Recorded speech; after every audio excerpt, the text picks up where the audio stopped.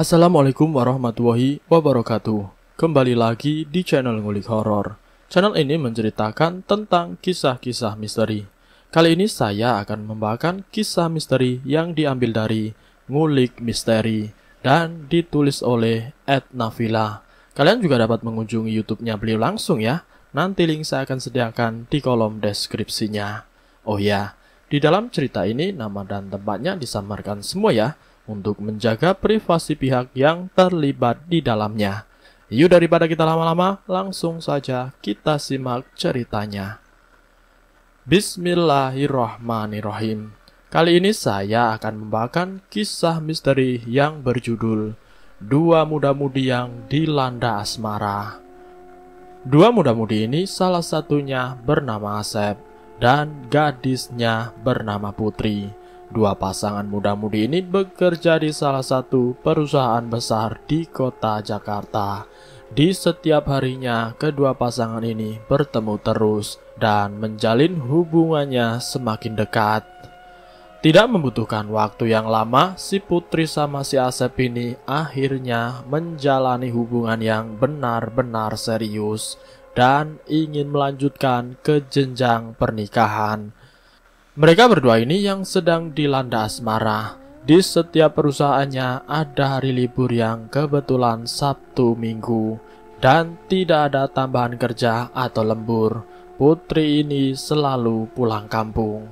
Di saat itulah Putri ini selalu pulang kampung. Saat Putri ingin pulang kampung, si Asep ini selalu saja ingin ikut serta atau mengantarkan si Putri pulang, dengan alasan karena perjalanan yang ditempuh itu cukup jauh dan takutnya nanti ada apa-apa. Namun Putri itu selalu membantahnya. Karena Putri takut kalau si Asep ini ikut pulang dengannya. Takutnya orang tuanya itu tidak menerima karena dia belum pernah sekalipun mengajak laki-laki ke rumahnya. Karena desakan si Asep ingin mengantarkan si Putri dengan segala keterbatasannya, walaupun mereka sudah tahu bagaimana karakternya satu sama lain, si Putri terpaksa mengikuti saran dari si Asep untuk mengantarkannya untuk pulang ke kampung. Mereka berdua memutuskan untuk menaiki bus. Di perjalanan yang terbilang lama, mereka sempat berbincang-bincang dengan asiknya tanpa memperdulikan penumpang yang lain.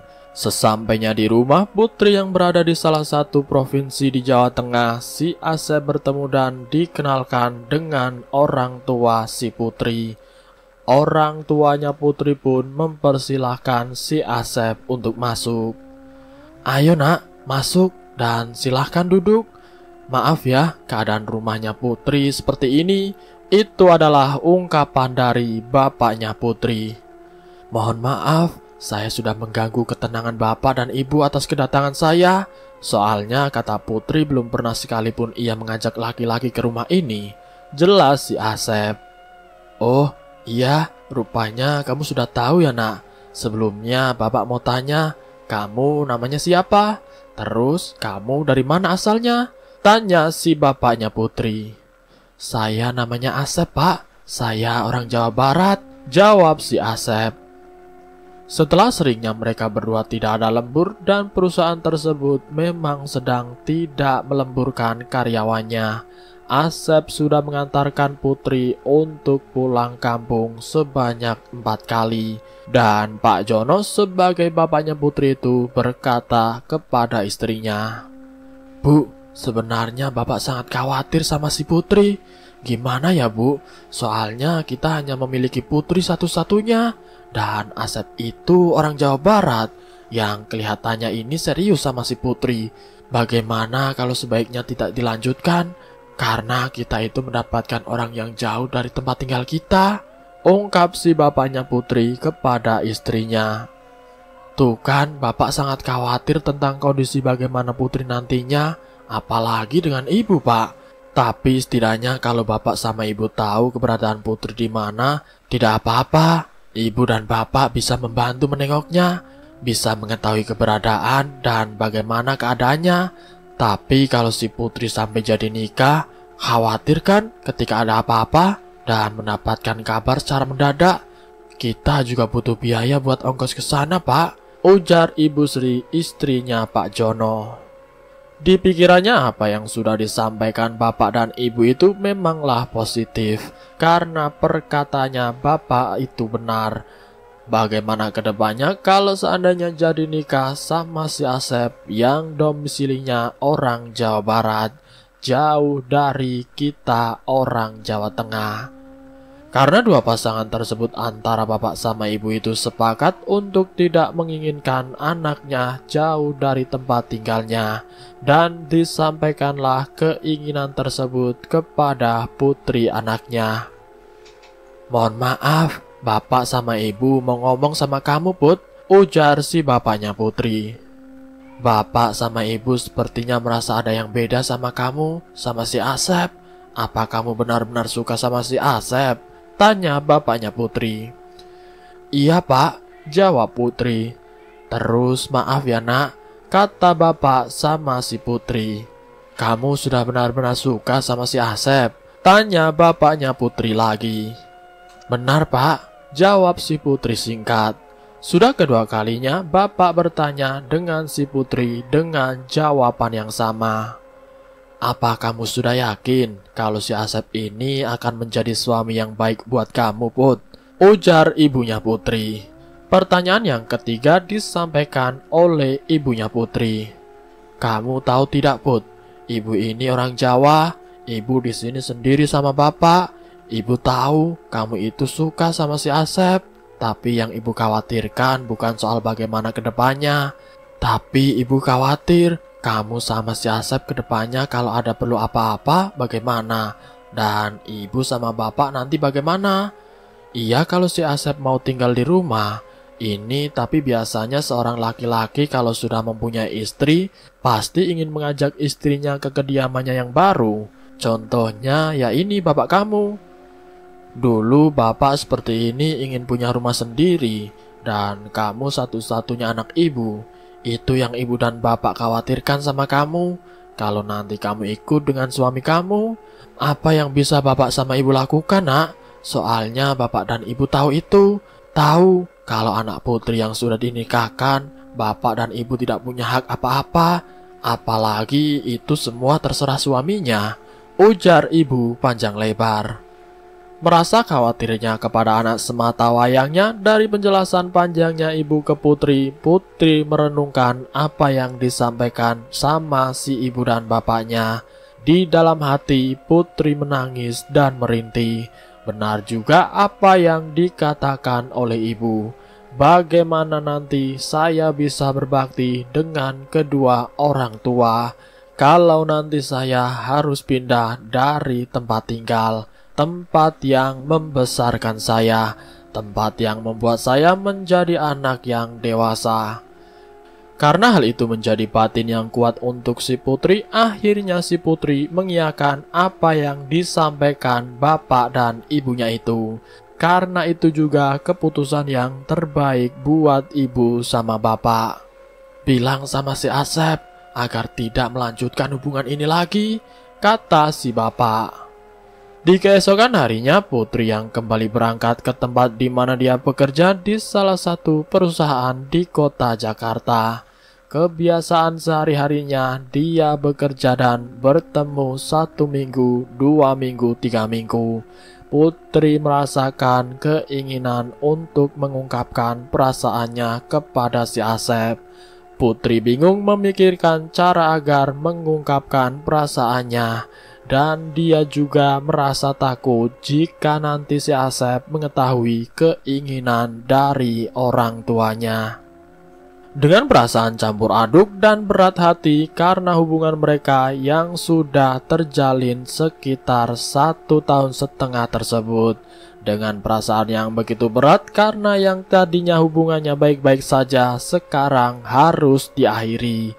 Dengan gundah hati dan gelisah ini yang membuat Putri berat hati mengungkapkan perasaannya kepada si Asep. Selama 4 minggu sampai 5 minggu ke depan, dengan perasaan yang campur aduk, akhirnya Putri memberanikan diri untuk mengungkapkan keinginannya. Asep, saya boleh minta waktunya sebentar? Tanya si Putri ragu-ragu. Loh, kenapa Put? Kan biasanya langsung ngomong. Ada hal yang kamu ingin katakan? Jawab si Asep. Iya, makanya saya kepengen cari tempat dulu agar saya bisa ngomong sama kamu, ujar si Putri. Asep dan Putri akhirnya menuju ke tempat yang biasa mereka jadikan tempat nongkrong. Disitulah mulai pembicaraan antara si Asep dengan si Putri. Mohon maaf yang sedalam-dalamnya, ini saya ingin mengatakan hal yang tidak ingin kamu dengar, kata si Putri kepada si Asep. Saya harus menyampaikan hal ini sama kamu. Ini menyangkut hubungan kita. Waktu saya pulang kampung kemarin, Bapak sama Ibu berpesan kepada Putri. Pesannya ini tentang hubungan kita. Bapak sama Ibu tidak menginginkan saya mendapatkan jodoh dari orang yang jauh, karena Bapak sama Ibu hanya mempunyai anak tunggal, yaitu saya. Jelas si Putri panjang lebar. Oh, ini orang tua kamu bilang seperti itu. Kenapa tidak dari dulu? Jawab si Asep dengan nada yang tinggi.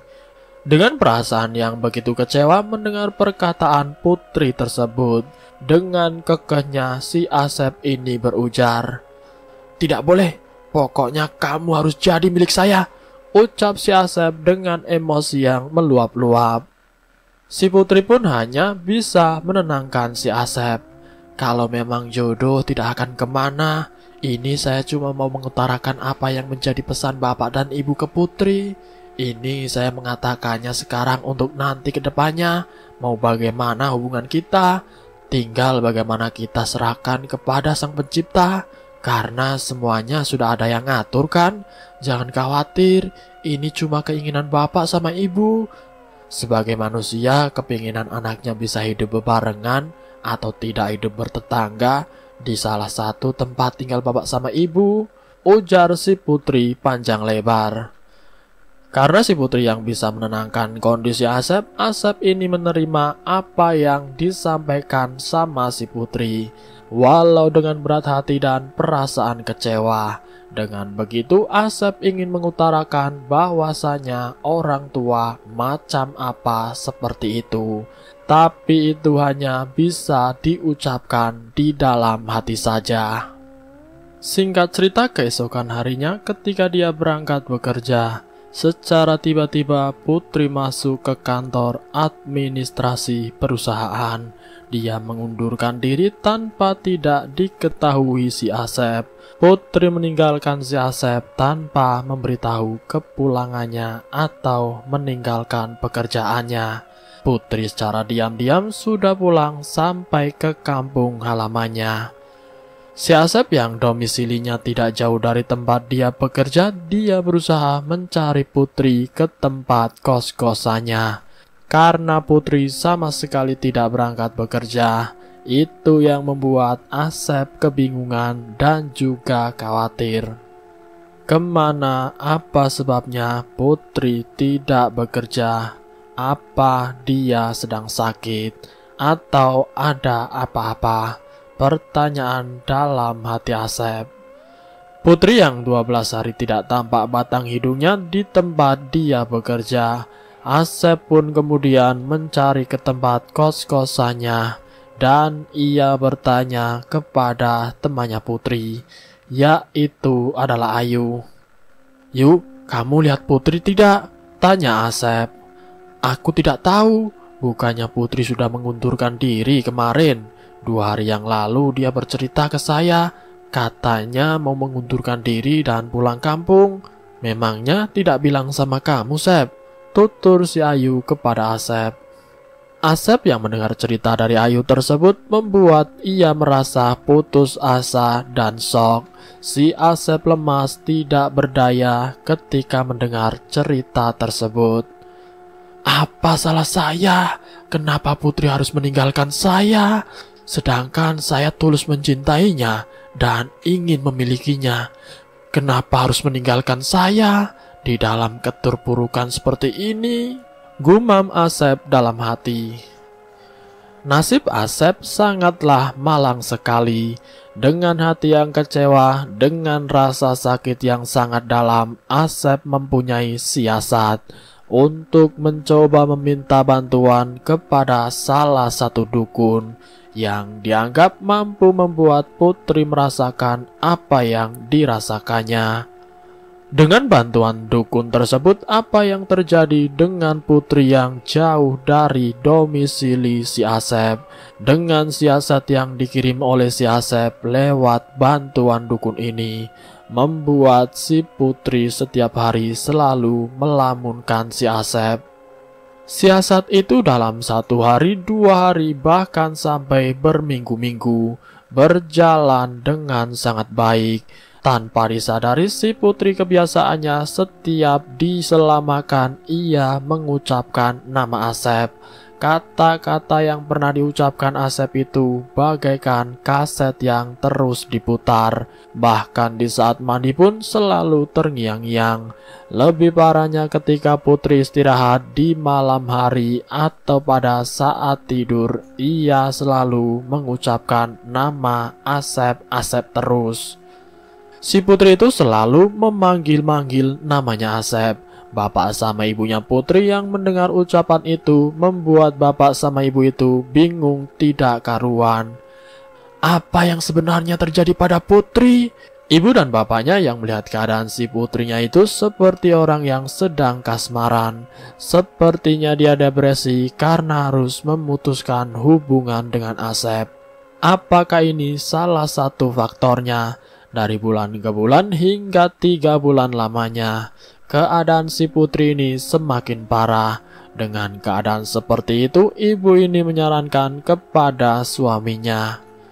Kita tahu bahwa kita sudah berusaha meminta pertolongan dan bermunajat kepada Allah Subhanahu wa Ta'ala akan apa yang diterima, apa yang menjadi ujian bagi anak kita itu semoga segera diangkat, segera diberi kesembuhan.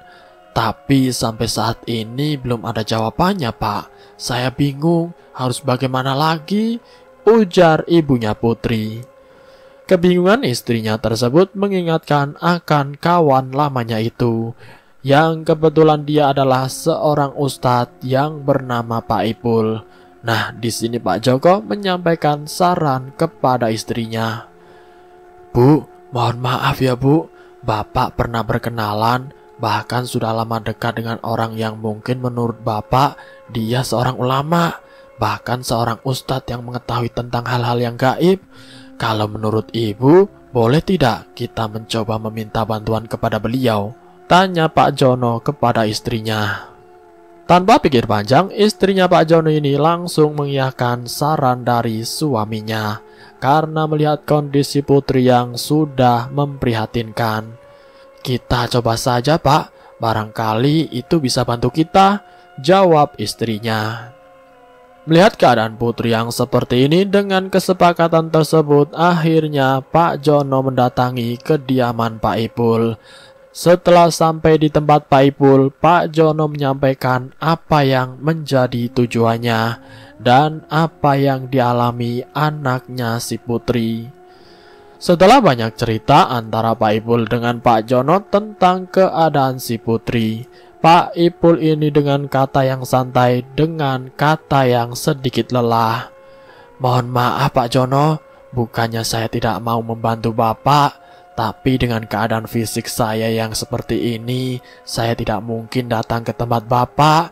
Kalau saya boleh sarankan kepada Pak Jono, maaf ya Pak, ini kebetulan anak saya yang namanya Pak Iman itu baru lulus pesantren dan dia baru seminggu di rumah. Insya Allah Pak, anak saya nanti yang akan bantu Bapak ke rumah. Biar kalau nanti belum bisa lihat, insya Allah akan saya bantu. Pak Jono yang mendengarkan penjelasan dari sahabatnya ini tanpa pikir panjang, ia langsung menyetujuinya apa yang diinginkan dari Pak Ipul. Lalu kemudian diajaklah anaknya Pak Ipul untuk datang ke rumah untuk melihat kondisi si Putri. Sesampainya Iman bersama Pak Jono ke rumah kediamannya si Pak Jono tersebut, dilihatnya atau ditunjukkannya keadaan si putri. "Silahkan masuk, silahkan lihat sendiri bagaimana keadaan anak saya si putri," ujar Pak Jono. Iman yang melihat keadaan si putri ini sontak saja terkejut ketika ia baru saja melintas 12 langkah dari pintu. "Mohon maaf ya Pak Jono, mohon maaf sebesar-besarnya Pak. Ini bukanlah putri yang sesungguhnya anak Bapak. Bukannya saya sok tahu Pak, saya mengetahui semua atas izin Allah. Menurut apa yang saya lihat ini, si putri ini bukan putri yang sewajarnya," ujar si Iman. "Maksud kamu apa?" kata Pak Jono menanyakan kepada Imam. "Di dalam tubuh si putri anak Bapak itu ada sosok makhluk yang selalu mengganggu hati dan pikirannya, dan juga tubuhnya untuk mengingat salah satu orang, mengingat seseorang yang membuat dia itu selalu pikirannya tertuju kepada orang itu terus Pak," ujar si Iman menjelaskan. "Betul, karena setiap hari putri selalu mengatakan satu nama, yaitu Asep, Asep, dan Asep," jawab Pak Jono. "Mohon maaf ya Pak, apa benar kalau Asep itu ciri-cirinya itu tubuhnya yang semampai, kulitnya sawo matang, dan rambut ikal?" Belum selesai Imam mengutarakan ciri-ciri orang tersebut, Pak Jono yang mempunyai foto dari si Asep pun langsung menunjukkan apa yang dimaksud itu. "Orangnya seperti ini bukan Nak?" tanya Pak Jono. "Iya benar, innalillahi wa inna ilaihi roji'un," ungkap si Iman. Bahwasanya foto yang dilihatkan oleh Pak Jono ternyata sama dengan apa yang dilihat Imam di dalam tubuh si putri. Melihat kenyataan seperti itu, Pak Jono sembari kebingungan, tapi dia berusaha meminta pertolongan kepada Imam. "Imam, tolong bantu sebisa mungkin agar anak saya itu tidak terpengaruh dengan hal-hal seperti itu," pinta Pak Jono. "Semua itu atas izin Allah Pak. Kalau misalkan nanti saya belum bisa, itu semua belum diizinkan menyembuhkan anak Bapak. Jika sudah diizinkan, saya bisa memberikan kesembuhan. Itu semua atas bacaan-bacaan ayat suci Al-Quran Pak," jawab si Imam. Hampir 12 jam bermunajat ke hadirat Allah, keadaan si putri ini semakin membaik. Tetapi membaiknya keadaan si putri membuat iblis yang bersarang di tubuh putri menyerah begitu saja. Setelah mengancam tubuh si putri, jika tubuh putri tidak bisa melawannya, maka putri harus menjadi korban. Dia harus meninggal agar tuannya yang memiliki tubuh putri itu bisa bersenang-senang. Karena tidak ada satupun yang bisa memiliki tubuh si putri dari hasil meditasi zikirnya Iman tersebut. Akhirnya disampaikanlah ke Pak Jono, bapaknya si putri. Imam menyampaikan bahwasanya Aseplah yang membuat putri menjadi seperti ini. Sontak saja Pak Jono pun terkejut begitu saja. "Ya Allah, begitu teganya si Asep sama anak saya. Kenapa harus seperti ini? Tolong ya Nak, bantu sebisa mungkin agar anak saya tidak seperti itu lagi. Tolong ya Nak." Pak Jono dengan rintihan, dengan rasa yang begitu mendalam, meminta bantuan kepada Imam. Lalu kemudian Imam tersebut menjawab, "Saya itu tidak bisa apa-apa Pak. Nanti besok saya datang lagi. Masalah ini saya sampaikan ke bapak saya dulu. Soalnya ini saya juga belum pernah. Ini kali pertama saya mendatangi dan langsung berkomunikasi dengan yang harus saya tolong Pak. Jadi mohon maaf," ujar si Imam. Akhirnya Pak Jono mengiyakan apa kata Imam. Setelah Imam itu berkomunikasi dengan bapaknya, yaitu Pak Ipul, terus berusaha meyakinkan bahwa kamu sudah mampu Mam. Lalu kemudian keesokan harinya Imam pun kembali ke tempat rumahnya putri. Disiapkannya oleh Pak Jono sama ibunya. "Silakan masuk." Lalu kemudian dia meminta izin dengan Pak Jono dan juga Bu Sri. "Pak, mohon maaf, saya ke tempat ruang sholat Bapak ya," ujar si Imam. "Silakan Nak," jawab Pak Jono. Di dalam ruang sholat tersebut, imam mendirikan sholat dulu, sholat hajat agar apa yang menjadi keinginannya bisa terwujud. Setelah melakukan sholat hajat dengan zikir dan bacaan-bacaan doa tertentu, ancaman dari iblis yang berada di dalam tubuh si putri ini, dari doa-doa tersebut, iblis itu menyerah. Bahkan iblis itu akhirnya lari terbirit-birit.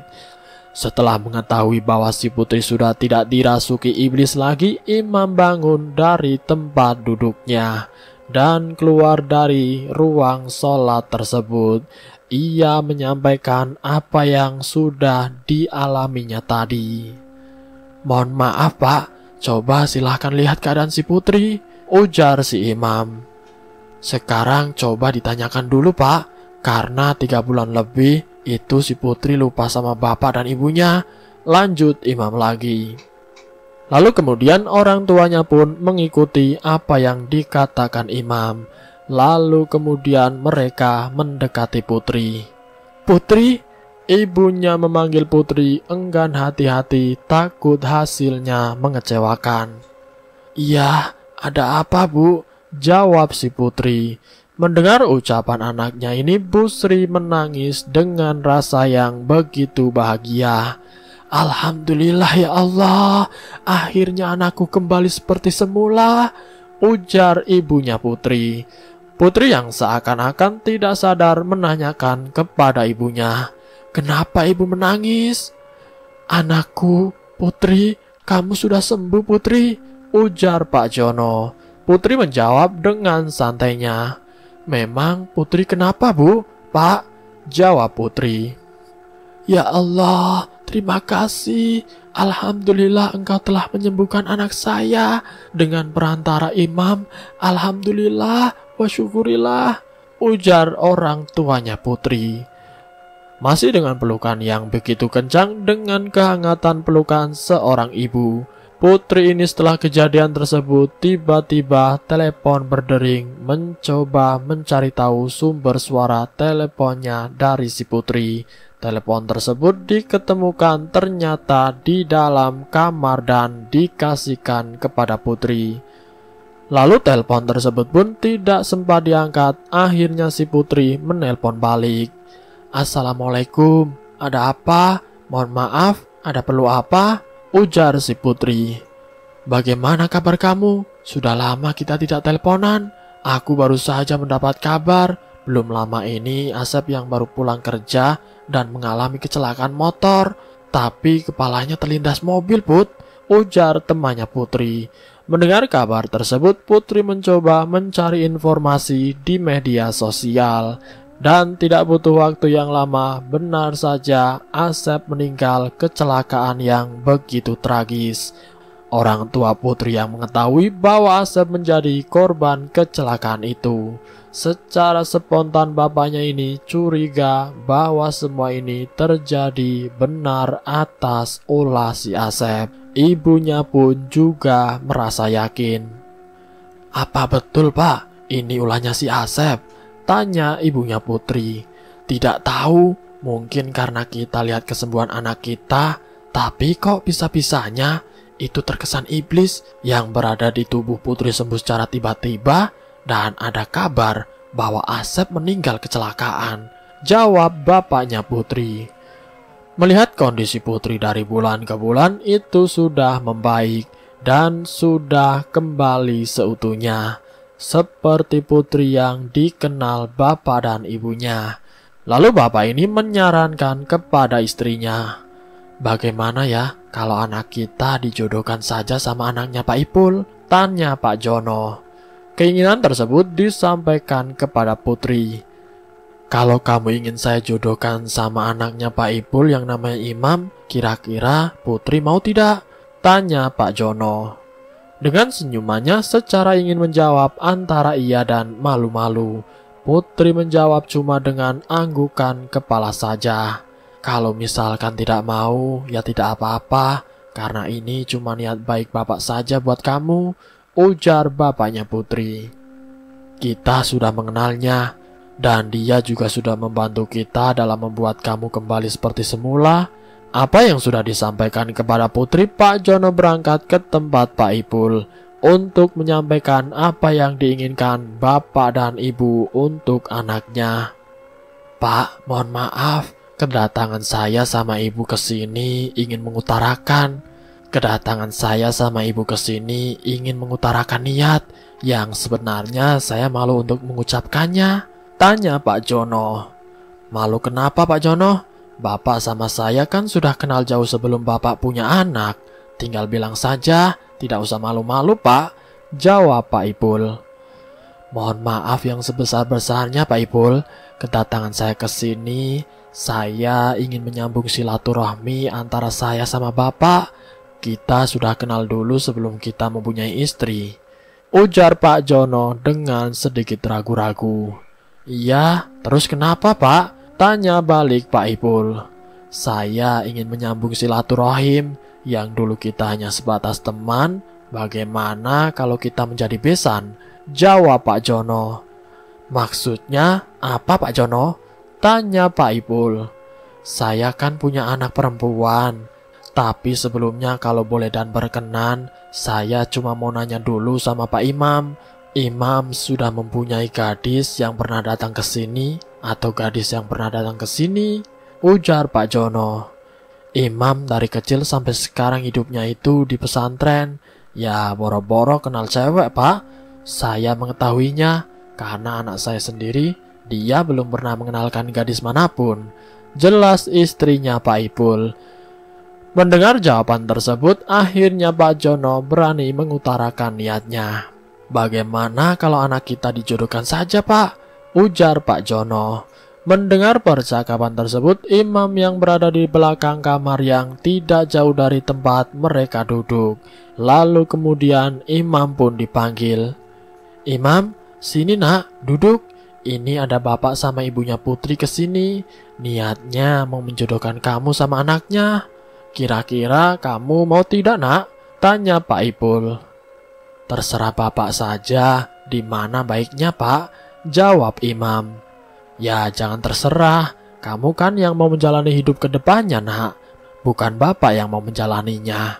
Ujar Pak Ipul. Kalau menurut bapak itu baik buat saya ngikut saja Pak. Jawab imam dengan santainya. Dengan leganya, Pak Jono dan Bu Sri tersenyum bahagia. Tidak membutuhkan waktu yang lama, putri dan imam pun menjalani pernikahan. Akhirnya ikatan antara putri dan imam itu menjadi sebuah keluarga dan dikaruniai beberapa anak. Mereka pun masih hidup sampai sekarang. Dan selesai. Itulah kisah misteri yang berjudul Dua Muda-Mudi yang Dilanda Asmara. Semoga kisah ini menjadi inspirasi untuk kita semua, bahwasanya apapun perilaku kita terhadap orang yang pernah kita cintai, jika Allah sudah berkehendak untuk menjadi milik kita, kita hanya sebagai manusia hanya bisa berusaha. Ketentuan dan ketetapan itu sudah digariskan semenjak sebelum kita dilahirkan di dunia. Ambil sisi positifnya dan buang jauh-jauh sisi negatifnya. Terima kasih sudah mampir di channel kami. Jika kalian tertarik dengan video kami, silahkan tekan tombol like, share, dan komen. Tekan subscribe untuk mengikuti video kami selanjutnya. Wassalamualaikum warahmatullahi wabarakatuh.